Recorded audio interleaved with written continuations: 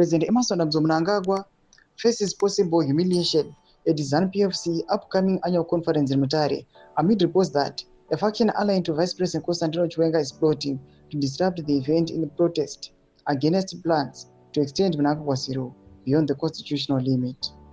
Sarabina mashoko branyu gwachinzi vipi Chiwenga faction plans to disrupt Mutare conference.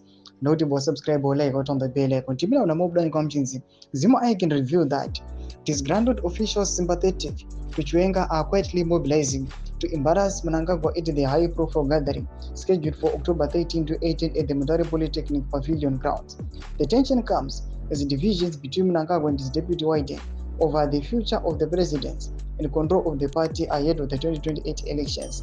The ZANU-PF Women's League boss, Mona, appeared to confirm internal unease this week when she warned against spoilers seeking to sabotage the Mutare conference.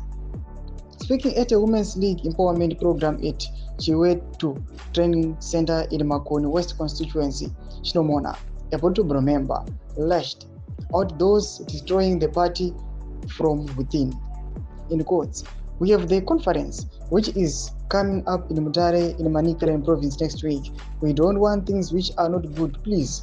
We don't want people who are destroying our party. Don't destroy your own party," she said. "I am the leader of the Women's League, and I am ready to suspend people who are spreading falsehoods ahead of the conference. We don't want that, please." Her remarks reflected growing anxiety in the Mnangagwa camp as the party braces for what could be its most divisive gathering in years.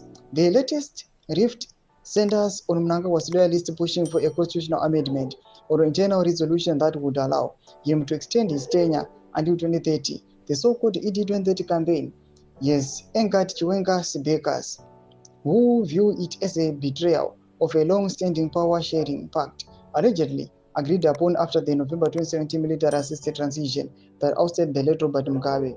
According to insiders, the 2017 coup that brought Mnangagwa to power was executed with the understanding that Chiwenga, then commander of the defense forces, would eventually succeed him after 2 terms. However, as Mnangagwa's second term nears its midpoint, the president's allies are now working to block Chiwenga's path to the top, sparking bitter infighting across government and the party. Yet behind the public show of solidarity, the battle lines are clearly drawn.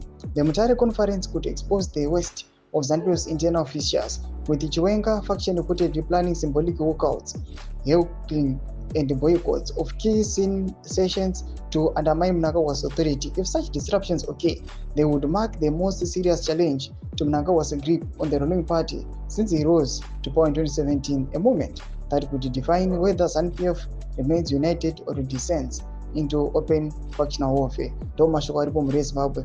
Murize mafunguro enyi muti kudipa msoro pe chitwechi. Mnangagwa section medu, subscribe or like, chitombe bell icon.